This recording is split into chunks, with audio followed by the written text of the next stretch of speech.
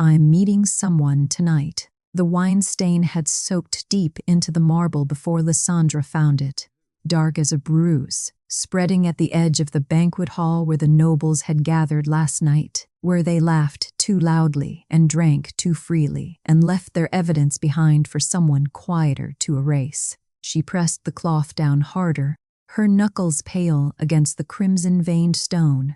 The stain resisted.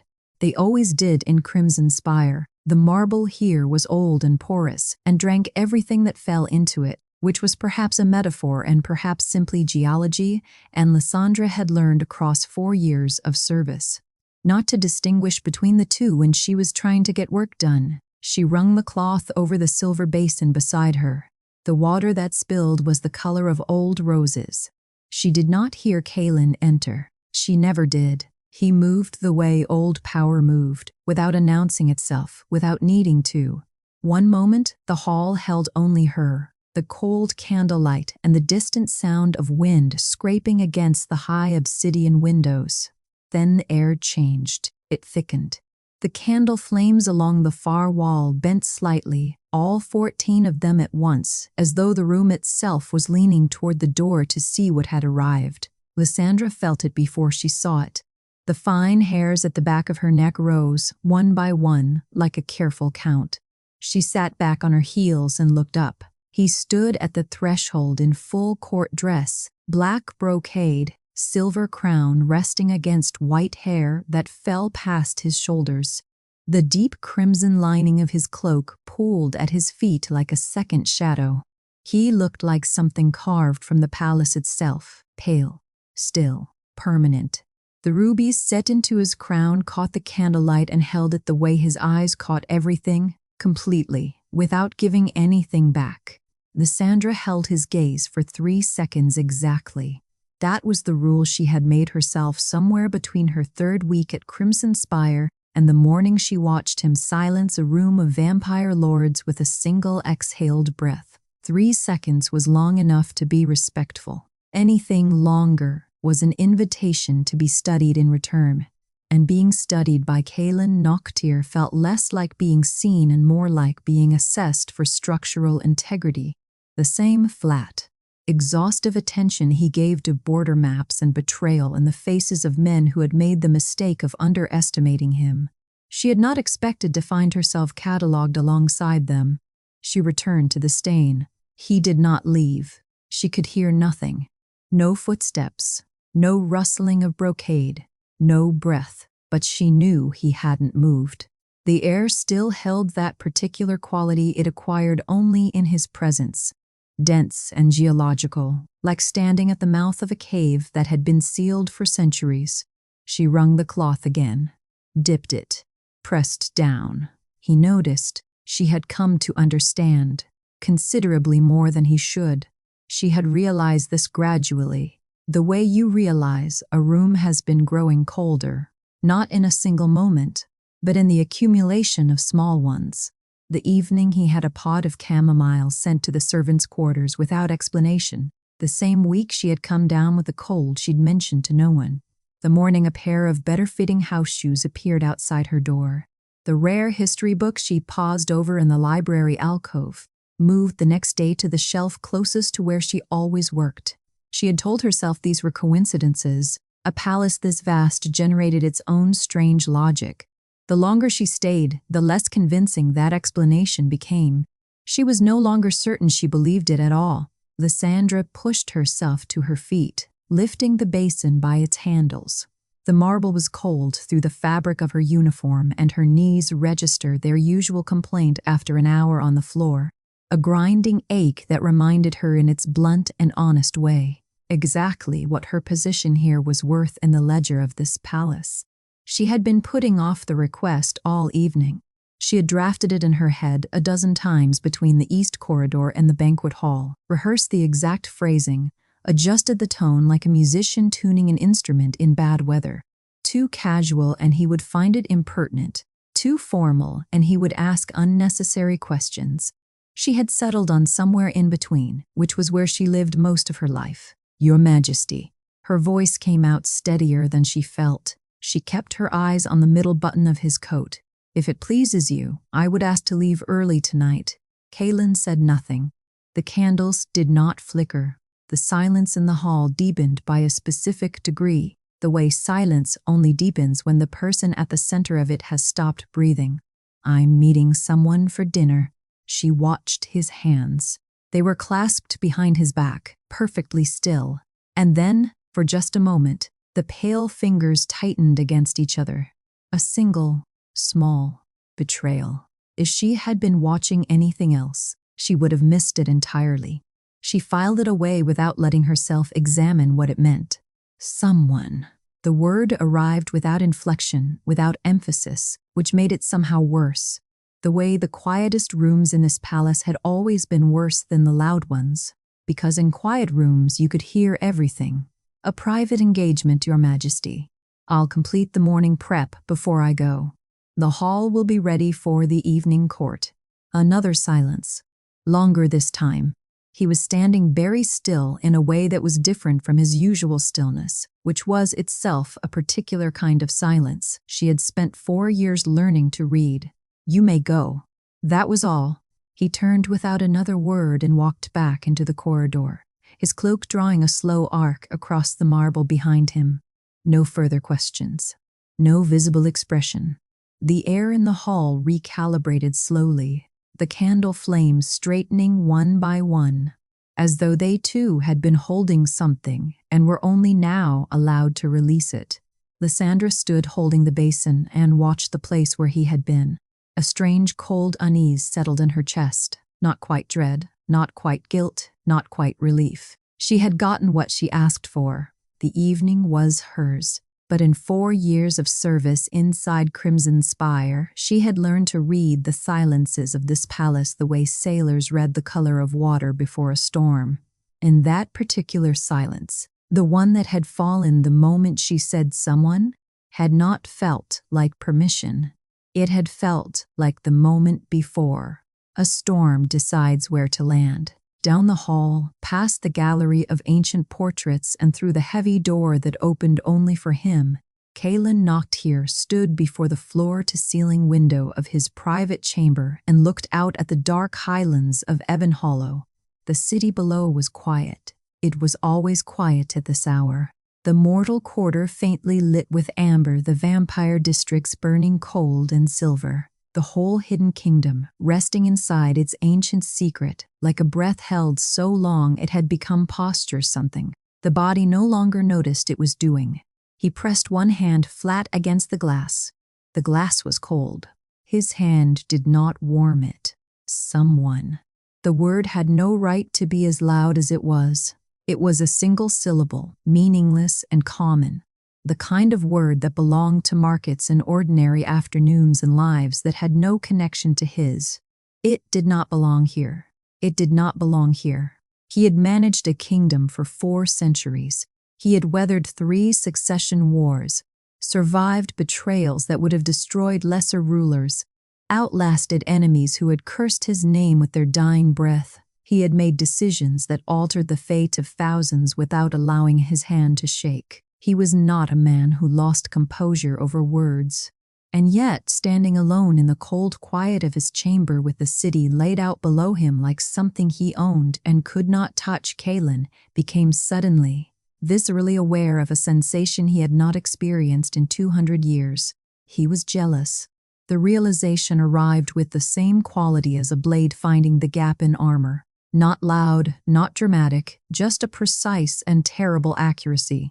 He moved to his desk. He did not sit. He stood behind it with his hands braced against the dark wood and stared at the surface without seeing it. 4 years. 4 years of watching her arrive before the palace woke, of noticing when she favored her left knee after long shifts, of knowing the exact lavender scent of her uniform, the particular slant of her handwriting on the household logs, the way she smiled, quietly, privately, as though she was always keeping it for herself, always deciding whether the world around her had earned it yet. He had convinced himself, thoroughly and repeatedly, that this was simply the awareness of a careful ruler. A sovereign knew the details of his household. It was discipline. It was governance. It was not what it looked like from the inside of his chest right now, which was something considerably more dangerous. He reached for the silver bell on the edge of the desk. Its tone rang once through the chamber. Saren materialized at the edge of the candlelight, silent and waiting, the quietest of his 3 shadow guards, which was why he preferred her for the kind of work that embarrassed him. "I need information," Kalen said. His voice was entirely composed. It had had 4 centuries to learn how to be. "About a man." He paused. "Find him." Saren pressed her fist to her chest and dissolved back into the dark corridor without a sound. Kalen stood alone. He turned from the desk and walked back to the window. The city below was unchanged. It never changed for him. It never would. The city had no obligation to reflect his interior landscape and had been declining to do so for 400 years, but he looked at it anyway, because looking at the city was what he did when he needed to remember what he was. What he was, a king, a ruler, a creature built from centuries of careful, deliberate control who had just sent a shadow guard to investigate a man he didn't know for the crime of sharing a meal with a woman who was, technically, his employee. He pressed his forehead briefly against the cold glass and closed his eyes. He did not notice until a moment later that he was still wearing the crown. He returned to his desk. He opened the border ledgers that had been waiting 3 days for his attention.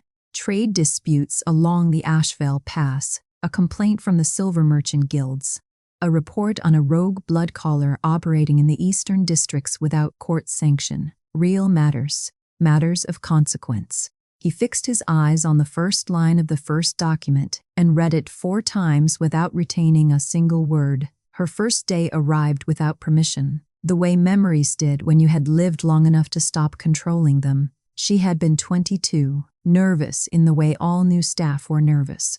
But she had walked through the palace gates without breaking stride.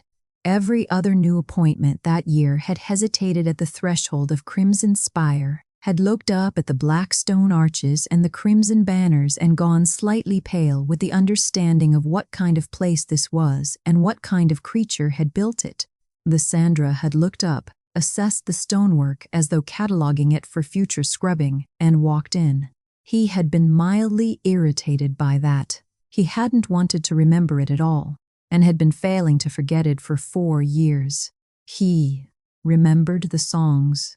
She didn't know she did it, or perhaps she knew and had calculated correctly that the palace was too vast for anyone to track a single maid's habits through the east wing at the hour before dawn when the rest of the staff hadn't risen yet. She hummed when she was alone. Never full melodies, just fragments, half-finished things that floated through the corridors in the gray hour before morning. Old songs, human ones from the lower city, with the kind of rhythm that belonged to hearth fires and market days and lives that had nothing to do with Ebonhollow's immortal politics. He had never told her to stop. He closed the ledger. The silver bell rang again before he had consciously decided to ring it. Saren reappeared at the boundary of the candlelight. "There is a man," Kalen said. His voice was steady, deliberately so. "He is meeting one of my household staff this evening. I want to know who he is, his background, his occupation, his reputation in the city, his finances, his associations, his history." A pause. "Any outstanding debts, any criminal record, any connection to hostile interests within Ebonhollow or beyond the Ashvale border." A longer pause. He looked at a point above Saren's shoulder. "This is a matter of palace security." Saren's expression did not change. In 20 years of service, it never did. She inclined her head and disappeared. Kalen moved to the window again. He could see the inner courtyard below, the servant corridor, the amber squares of light that marked the kitchen and the laundry, and the staff quarters running along the eastern wall. He watched Lysandra cross the corridor with a folded length of linen over one arm, pausing briefly to check the time on the hall clock before continuing toward the servants' stairs. She had changed from her working apron into the lighter uniform she kept for evenings. Her dark curls were still escaping their pins, the way they always did by this hour. trailing at the nape of her neck as though they had made their own arrangement with gravity that did not consult her preferences. She was going to be late if she didn't leave soon. He realized with a cold and clinical clarity that he knew exactly what time her dinner would begin, because he had asked Seren to discover what time the reservation was made before he had consciously decided to ask anything at all. "I am losing my mind," he said very quietly to the empty chamber. He had ruled Ebon Hollow for 4 centuries. He had held the Hidden Kingdom together through succession wars and a blood plague and the slow collapse of every alliance the old court had built before him. He could not stop watching a maid walk down a corridor to check a clock. He pressed his forehead against the cold glass and breathed once, slowly, the way he had learned to breathe in his 2nd century when emotions had begun to feel less like weather and more like enemies that required management. Outside, far below, Lysandra disappeared through the servants' gate. The city swallowed her. Kalen opened his eyes and waited for Seren to return. When Seren came back 2 hours before dawn, she carried a sealed report and a name. Kalen read it once. Then he set it down on the desk and stood very still for a long moment, because the man was not an enemy, not a criminal, not a threat to Crimson Spire or the kingdom or anyone within its borders. He was simply decent. And that was the worst possible answer. Elias Vare, 28 years old, physician's assistant at the lower quarter infirmary on Greywell Lane. No debts beyond a modest rent on a 2-room flat he shared with his widowed sister and her young son. No criminal record, no outstanding grievances filed against him. No connections to any faction operating against Ebon Hollow's court interests. He had worked at the Greywell Infirmary for 3 years, treating humans who had been injured in altercations with vampire nobles, the kind of injuries that palace physicians never saw because the victims could not afford palace physicians, and the nobles responsible were never held accountable. He accepted reduced fees from patients who could not pay the full rate. He had, according to 2 separate informants, once intervened physically when a merchant's guard was beating a debtor in the street outside the infirmary. He had not won the altercation. He had intervened anyway. Kalen read the report a 2nd time, slowly, the way he read documents that contained information he needed to be certain he had not misunderstood. He had not misunderstood. He had ordered the investigation expecting a flaw, a crack in the foundation, something disqualifying, some evidence of the ordinary human corruption that made it easier to hold the world at a controlled distance. He had sat through 2 hours of sleepless waiting with the specific intention of finding a reason. Instead, he had found a man who stayed late to rebandage wounds and remembered his patients' names. He pushed back from the desk and walked to the window. The lower city was still dark at this hour. Somewhere down those narrow streets past the Chandler's Row and the night market and the winding alley that led to Greywell Lane, Elias Vare was presumably sleeping without difficulty, entirely unaware that the sovereign of Ebon Hollow had spent the last 2 hours assembling a comprehensive portrait of his character. He was warm. He was present. He was the kind of man who noticed suffering and moved toward it rather than away. He represented, in precise and devastating detail, everything Kalen was not because Kalen lacked the capacity he had spent 4 centuries being careful about assuming his own limitations, but because Kalen's world did not permit warmth as a primary characteristic. It permitted strategy dressed as warmth, patience dressed as calm, devotion expressed through surveillance rather than conversation. He ruled through the kind of love that looked, from the outside, indistinguishable from control. Elias Vare could give Lysandra a Tuesday evening without political consequence. He could give her a small home that smelled of cooking herbs and candle wax. He could grow old beside her, which was perhaps the most specific and unbearable item on the list. The simple mortality of it, the shared aging, the kind of life that had a beginning and a middle and an end you faced together, rather than one you watched alone from the far side of an uncrossable distance. Kalen had not envied a mortal man in 200 years. He envied this one with a precision that was almost administrative. A sound in the courtyard below pulled his attention downward. She was crossing the inner yard. He recognized her before he consciously registered what he was seeing, the particular quality of her movement, unhurried but purposeful, the way she carried herself when she was off duty and believed no one was watching. She had changed out of her uniform. She wore a dress the color of deep water, dark blue, simply cut, the kind of dress that had been chosen carefully by someone who knew the difference between what she owned and what she could afford. Her curls were pinned deliberately, a few left loose at her temples. At her throat, a small pendant caught the moonlight for just a moment before she moved into the shadow of the archway.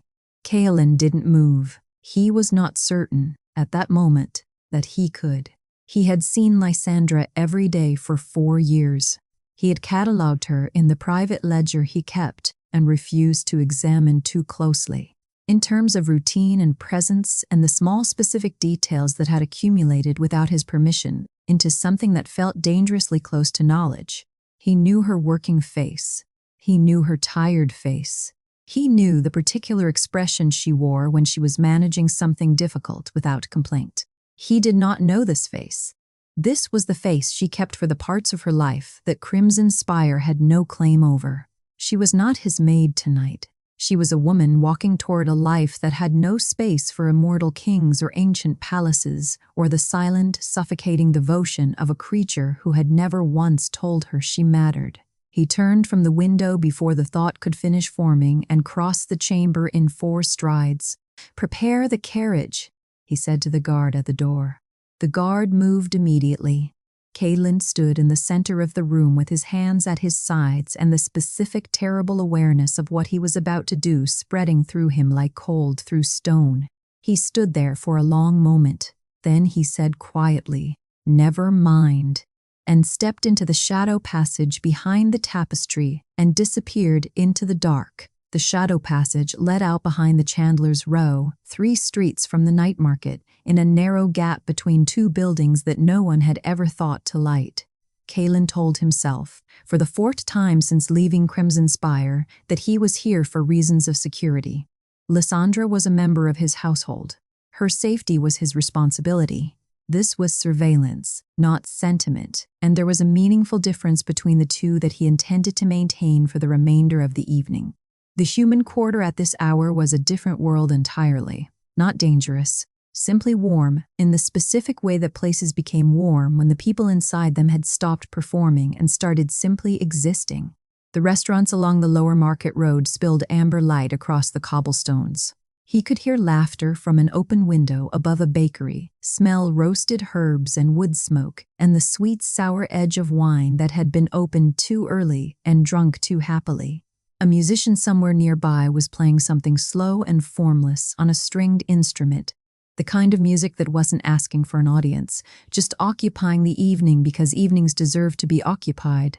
Kaelin pulled the shadow around his shoulders the way he had learned to do in his 2nd century, not full concealment, just the particular quality of stillness that made mortal eyes slide past rather than settle. He walked without sound along the far side of the street and found his position in the recessed doorway of a closed bookshop with a direct line of sight through the restaurant's front window. She was already there. Lysandra sat at a table near the inner wall, beneath a lamp that threw warm gold across her face and turned the dark blue of her dress into something richer. She had her hands folded on the table, and she was listening to the man across from her with an expression Kaelin had never seen her wear inside Crimson Spire. She looked at ease. Elias Fair was exactly what the report had described, which Kaelin found privately infuriating. There was no discrepancy between the documented version and the living one. He was lean and unremarkable in the way that genuinely good people often were, wearing a plain dark coat, his brown hair slightly disordered as though he'd walked quickly and forgotten to smooth it. He was leaning forward in his chair with his arms on the table, talking in a way that suggested he was asking rather than telling. Occasionally he laughed at something Lysandra said, and it was the uncomplicated laugh of someone who was not performing interest but simply feeling it, which was an entirely different thing and somehow worse to witness. Kaelin watched Lysandra's shoulders drop by a fraction. Then, another. She was unwinding, Slowly, incrementally, the careful architecture she maintained through every hour inside the palace was coming loose. And the person underneath it, the one who hummed half-finished songs in empty corridors and carried medicine to sick kitchen girls without being asked, was sitting across a candlelit table from a man who was looking at her like she was the most interesting thing in the room, which she was, which she had always been, which Kaelin had known for 4 years and said nothing about because saying something would have meant examining why he noticed, and examining why he noticed would have meant confronting what he felt. And confronting what he felt would have meant deciding what to do about it. And deciding what to do about it would have required a courage he had apparently been unable to locate until this exact moment.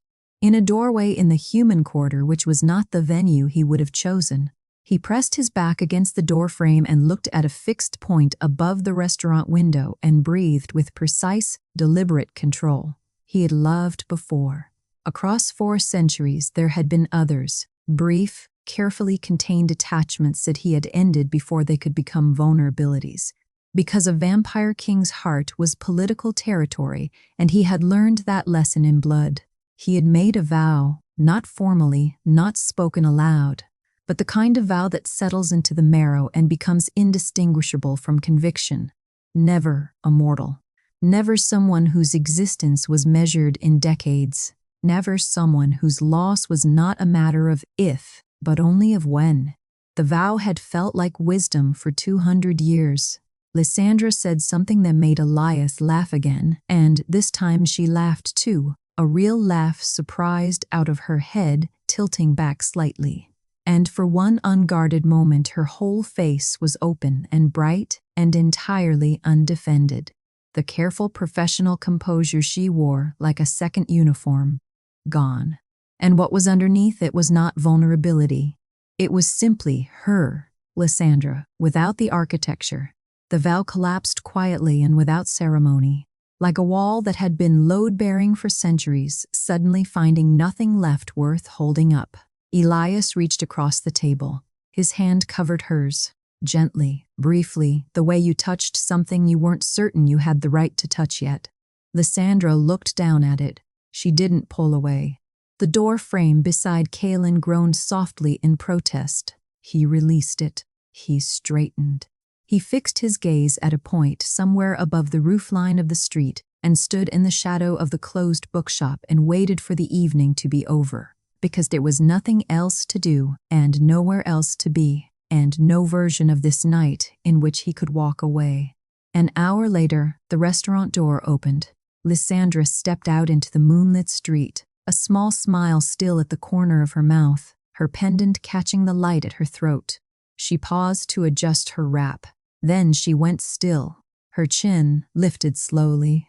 She turned to look at the street behind her, not alarmed, not certain, but with the careful instinct of someone who had spent 4 years learning to sense presences before they announced themselves. The shadows along the bookshop doorway were empty, but she kept looking. She stood very still for a moment longer. Her wrap half adjusted, her eyes moving slowly along the far side of the street with the patience of someone who had learned that composure held long enough, eventually made the truth step forward on its own. Then she walked toward the bookshop doorway. "I know someone is there," she said quietly, not loudly. She didn't raise her voice, didn't raise an alarm. She said it the way she said most things, with the flat, unhurried certainty of someone who had learned that composure was the only currency that held its value in difficult rooms. "I've spent 4 years learning to sense a shift in air pressure. Whoever you are, you may as well step out."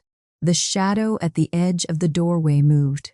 Kaelin stepped into the moonlight. The street was narrow here, the buildings close on both sides, and the moon sat directly above the gap between the roof lines and threw everything into sharp silver relief. He stood without his cloak's hood, without ceremony, without the shadow guard that should have flanked him at any hour outside the palace walls. Just the crown, which he apparently could not take off even when conducting acts of profound personal embarrassment, and his court clothes and his red eyes, which were not currently doing the work of concealing anything. Lysandra stared at him. He watched the sequence move across her face, shock first, clean and total, the kind that arrived before the mind had time to arrange a response. Then, recognition. Then, slower and more deliberate, the particular expression of someone assembling the full shape of what they were looking at and finding it considerably worse than the individual pieces had suggested. "You followed me," she said. It was not a question. Her voice had gone very quiet, which he had learned was not a sign that she was frightened. It was a sign that she was deciding how angry to be. "Yes," Kaylin said. "You had me watched. Before tonight. Yes. You investigated him. Yes." Each admission arrived without decoration because there was no decoration available. He had done what he had done, and he was standing in a moonlit street in the human quarter of his own kingdom without a single defensible explanation, and the least he could do was not insult her with one. Why? He considered, briefly, the range of answers available to him.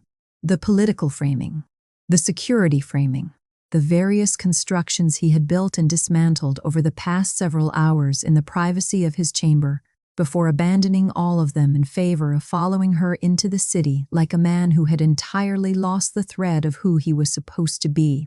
"I wish to prove he was unworthy of you," he said. The words landed in the silence between them without softening. Lysandra's eyes didn't leave his face. "And did you find proof?" "No." The bitterness in it surprised even him. That was the problem. A beat passed. The distant music from the market had stopped. The street held nothing but moonlight, and the soft sound of the city breathing around them, entirely indifferent. "He is good," Kaylin said. "Honorable. Safe. He is the kind of man who deserves the life he's building, and he would not waste yours if you chose to share it." He paused. Something in his chest had acquired the specific quality of an old wound reopened. Not sharp, just deep and without remedy. "I could not bear watching another man make you smile." Lysandra was quiet for a long moment. When she spoke, her voice had lost none of its steadiness, but there was something underneath it now that hadn't been there before. A controlled heat, the kind that came not from rage, but from something more personal than rage. Something that required you to have trusted someone before they could properly disappoint you. "That is cruel," she said. "What you did tonight is cruel and unfair, and you know it. Yes, I am not your property. My evenings are not palace territory. I have given you 4 years of faithful service, and I have asked for almost nothing in return, and the one time I ask for a single private evening. I know." "Don't," she said sharply. Not loudly. She didn't raise her voice, but the word had an edge that cut cleaner than volume. "Don't agree with me as though agreement costs you nothing. You had a man investigated. You followed me through the city. You stood in the dark and watched." She stopped, pressed her lips together. "You had no right." "No," Seelin said. "I didn't." He did not look away. He did not offer mitigation or context, or the long history of a creature who had spent centuries learning that attachment was a liability and had apparently failed to learn it well enough. He simply held her gaze and accepted the full weight of what she was saying, because she was right, and he was not in the habit of arguing with accurate assessments of his behavior. Footsteps at the far end of the street. Quick, concerned. "Lysandra?" Elias appeared at the corner, slightly breathless, his coat unbuttoned. He had clearly come out in a hurry. His eyes moved from her to Kaylin and went carefully, professionally neutral in the way of a man who treated vampire-inflicted injuries for a living and understood immediately what he was looking at. Something old and dangerous moved behind Kaylin's eyes as he looked at him. Not murderous, just ancient and possessive and aware of itself in the way that made it more frightening than pure rage. Lysandra stepped between them, not toward Kaylin, simply between them, a precise, deliberate placement of herself that communicated, without a word, that whatever happened next would go through her first. She turned to Elias. Her voice, when she found it, was gentle and genuinely sorry. I'm all right. I'm so sorry. It was lovely, truly. A pause, small and weighted. I think I need to go. Elias looked at her for a moment. He was not a stupid man. He read the situation with the same quiet accuracy he probably applied to everything, and he nodded once, without making it complicated, without asking for an explanation, without requiring her to perform normality for his comfort. Another time, he said, and walked back the way he had come. The street settled into silence. Lysandra turned back to Kaelin. She looked at him for a long moment, at the crown and the red eyes and the centuries of careful control currently failing him in a narrow human quarter street. And something shifted in her expression that was not forgiveness. Not yet, but was adjacent to understanding in a way that felt almost worse. She didn't speak. She simply turned and began walking into the dark. After a moment, Kaelin followed. They walked in silence for 3 streets. It was not a comfortable silence. It had weight and texture, the kind that accumulated between 2 people when too much had already been said and far more remained. Lysandra kept her eyes forward, her wrap pulled close, her steps deliberate on the uneven cobblestones. Kaelin walked beside her, not behind, not ahead, and said nothing, because nothing he had prepared in the last 4 hours had survived contact with the actual evening. The city thinned around them as they moved from the human quarter toward the older roads that wound upward through Evan Hollow's hidden districts toward Crimson Spire. The warm lamplight of the market streets gave way to the cold silver of vampire quarter lanterns, the kind that burned without flame and cast light without warmth. The sound of ordinary life faded behind them like a tide going out. Lysandra stopped walking. Kaelin stopped 2 paces later and turned. She was looking at him with an expression he recognized from the palace, the one she wore when she had decided something needed to be addressed directly and had finished calculating the cost of addressing it. He had seen it directed at broken fixtures, inefficient kitchen schedules, and a noble who had once spoken to a junior maid in a manner she found unacceptable. He had not previously been on the receiving end of it. "Tell me the truth," she said. "All of it. Not what you're willing to admit. The actual truth." The wind moved through the street between them, cold and smelling of the high highlands beyond the city walls. Kaelin looked at her for a long moment. Then he looked away at the middle distance, at the darkened face of an old building that had stood in this district since before his reign and would likely stand long after both of them were finished with their respective existences. "I know you take chamomile in the evenings," he said. "Not because you prefer it, because it was the only thing that helped you sleep in your first winter here when the palace cold kept you awake. You stopped asking for it after 3 months because you thought the request was an imposition. I ensured it was stocked without being asked." Lysandra was very still. "I know which books you borrow from the East Library. You favor histories, not royal ones. The kind written by ordinary people about ordinary centuries. You return them within a week, and you fold the corners of pages you intend to find again, which the head librarian finds deeply objectionable and which I have quietly asked him to overlook." He paused. He was not looking at her. He was looking at the old building and at the centuries behind it. "I know you don't eat supper on the evenings after court gatherings. I have not determined whether this is because the kitchen is too busy or because you find the aftermath of those evenings difficult, and the not knowing has been." He stopped briefly, restarted. "More distracting than it should be." The silence between them had changed quality. It was no longer heavy with unspent anger. It was something more complicated than that. "The garden," he continued, quieter now. "The white ashvale flowers along the east wall. You touch them when you pass. You never cut them. I had the gardener plant a second row along the path you take most mornings." He paused. "Your birthday falls in the late frost season. You have spent each of the 4 I am aware of without acknowledgement from anyone in this palace. The first year, I noticed and told myself it was irrelevant. The subsequent 3, I have told myself the same thing with decreasing conviction." Lysandra made a sound that was not quite a word.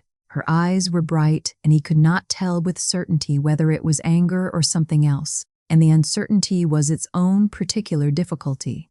"You had no right," she said. Her voice was unsteady for the first time all evening. "To any of it.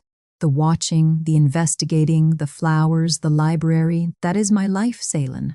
Those are my private. I know." "Then why?" "Because I could not stop." The words arrived without the careful management he had been applying to everything else, and once they were in the air, there was no retrieving them. "I tried. I am not. I want you to understand that I did not choose this. I have spent 4 years constructing reasons why it was inappropriate, inadvisable, and ultimately irrelevant. You are mortal. I am a king built from 4 centuries of blood and war, and a specific loneliness of outliving everything I have ever allowed myself to value. There are excellent arguments for distance, and I have made all of them repeatedly, and none of them have functioned." He looked at her directly. "Tonight I was not protecting you," he said. "I was protecting him from my jealousy. If I had found a single flaw, one debt unpaid, one unkindness on record, one reason you deserved better, I cannot promise what I would have done with that information." The confession sat between them, ugly and precise, and entirely without the dignity he would have preferred. Lysandra stared at him.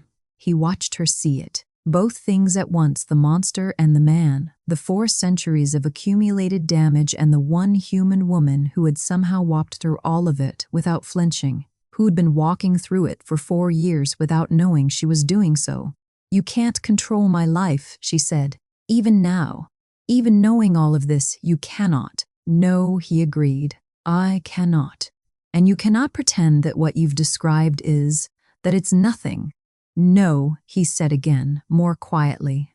"I find I can no longer pretend that either."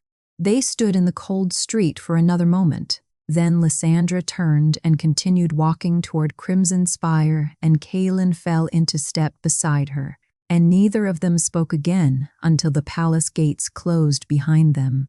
In the entrance hall, Lysandra moved automatically toward the servants' corridor. Her hand reached for the apron hook beside the door. 4 years of muscle memory, the immediate reassembly of professional distance, the retreat back into the role that had always told her exactly where she stood and what she was worth, and how much of herself she was permitted to take up in any given room. Kaelin's hand closed gently around her wrist, not restraining, just present. Just there, the specific weight of his fingers against her pulse point, and the fact that she could feel her own heartbeat there, suddenly very loud, as though her blood had decided to make itself known at the worst possible moment. Lysandra looked at the apron hook, then at his hand, then, slowly, at him. The entrance hall was lit by a single row of candles along the far wall, and in that light, Crimson Spire looked the same as it always had. Black stone, crimson velvet. The high vaulted ceiling disappearing into shadow above them. The distant sounds of the palace settling into its late-night quiet. The same hall she had walked into 4 years ago with a single trunk and a letter of recommendation, and the practical understanding that this was a place of power and she was not powerful, and the distance between those 2 facts was something she would need to navigate carefully for as long as she remained here. Everything looked the same. Nothing was the same. Kaelin released her wrist, but he didn't step back. "You don't have to do that tonight," he said. His voice had lost the careful, composed quality it carried in court. What remained was quieter, more effortful. The voice of someone choosing honesty over presentation for the second time in one evening and finding it no easier than the first. The apron, the duties, whatever arrangement you're constructing in your head right now that puts everything back where it was. A pause. It won't hold. You know it won't hold. Lysandra turned to face him fully. She had run the calculation already. She was aware that some part of her mind had been running it since the moment he stepped into the moonlight on that narrow street, and she had seen, beneath the crown and the centuries and the cold political architecture of his face, something that looked unmistakably like need. She knew what loving Kaelin Noctir would cost. She had lived inside his world long enough to understand its economics precisely. The noble houses would move against her, not openly, not immediately, but with the patient structural cruelty of people who had centuries to be subtle. Vampire law did not recognize a mortal consort as anything other than a liability. Her body would age, while his didn't, which was not a romantic abstraction, but a lived arithmetic that would compound daily in ways she could not fully anticipate. And Ebonhollow's ancient traditions existed specifically to prevent a king from binding himself to something as temporary as a human heart, because temporary things made permanent rulers vulnerable, and vulnerable rulers made unstable kingdoms. She knew all of this. She looked at him standing in the candlelight of his own entrance hall, crown slightly displaced from the evening's unconventional itinerary, red eyes steady on her face. And she thought about 4 years of chamomile she hadn't asked for, and a second row of white ashvale flowers, and the head librarian instructed to overlook folded page corners, and the specific unbearable weight of being known by someone who had never once told you they were paying attention. "I can't give you an ordinary life," he said, plainly, without apology. Not because he didn't feel the absence of it, but because she deserved accuracy more than comfort. "I cannot give you Tuesday evenings without consequence or a quiet house or the kind of future that has a simple shape. I am 400 years of poor decisions made in the service of this kingdom, and I will be here long after." He stopped. The end of that sentence was one neither of them needed spoken aloud. "What I can give you is truth. I have apparently been giving you that without meaning to for 4 years, so it seems I am capable of it." The faintest shift at the corner of his mouth. Not quite a smile, but adjacent to one. Something that might become one with time and practice. "And I can give you what I have not permitted myself in 2 centuries. He looked at her with an exactness that made the candlelight feel very close. "I can give you devotion. Absolute and without reservation. Which is, I recognize, a considerable and possibly alarming thing to offer a person you have technically employed as domestic staff." Lysandra felt something loosen in her chest. Something she had been holding with both hands for longer than she'd realized. Some careful, practical arrangement of expectations that had kept her sensible and protected and fundamentally alone inside this palace for 4 years. The quiet agreement she had made with herself when she walked through those gates, that this was a place of power and she was not powerful, and the distance between those 2 facts was a permanent condition to be navigated. Never crossed. She looked at him. She said his name. Not Your Majesty. Not Sire. Not the careful titles she had used as distance as boundary, as the professional vocabulary of someone who knew exactly where the lines were drawn and had spent 4 years drawing them between herself and everything she could not afford to want. Kaelin. The word landed in the silence between them and erased every line simultaneously. He closed the remaining distance and kissed her, not hungrily, not desperately, but with the deliberate and absolute attention of a man who had been waiting long enough that he intended to be completely certain it was real. Her hand found the lapel of his coat. His found the loose curl at the nape of her neck, exactly where it always escaped its pins, as though he had always known precisely where it would be. As though he had always known. Neither of them heard the soft withdrawal of footsteps from the upper gallery. Neither of them saw the shadow slip away from the stone railing above, where a figure in house colors had been still long enough and seen enough and would be 3 streets into the noble district before the palace clock marked the hour. In Ebonhollow, nothing that happened inside Crimson Spire stayed only inside Crimson Spire. The city did not sleep the way human cities slept. It shifted, redistributed its attention, moved its watchfulness from one quarter to another like water finding new channels. And in the noble district, in the tall houses with their silver lanterns and their patient windows, people who had lived long enough to understand the value of information were receiving a visitor. A king's devotion, freely given at last, was the most dangerous intelligence in the kingdom. Not because it weakened him, but because it made him human. and everything that had survived for 4 centuries by calculating the spaces in his armor had been waiting, patient and cold and quietly certain, for exactly this. The candles burned on in the entrance hall. The palace settled around them as it had settled around every hour of the 4 years she had spent inside it, indifferent, ancient, entirely unmoved by the small human drama playing out beneath its vaulted ceiling and its crimson banners. And yet something had shifted in Crimson Spire tonight, something that had nothing to do with the stone or the cold or the centuries of power accumulated in its walls. Something that lived instead in the particular stillness of a man who had outlasted empires, finally allowing himself to stop outlasting the one thing he did not want to lose. They did not hear the city moving around them. They were not, for the first time, listening for it. Some things were worth the cost. The question Ebonhollow would spend its next century attempting to answer was whether the king who had just chosen one of them was still capable of paying it, and whether the woman who had led him was prepared for what it meant to be loved by something that did not know how to do anything halfway, that had never learned the art of small devotion, that would bring to her the same absolute and undivided attention it had brought to every war it had ever fought and every kingdom it had ever protected and every enemy it had ever decided finally and without appeal to destroy. She had spent 4 years reading the silences of this palace.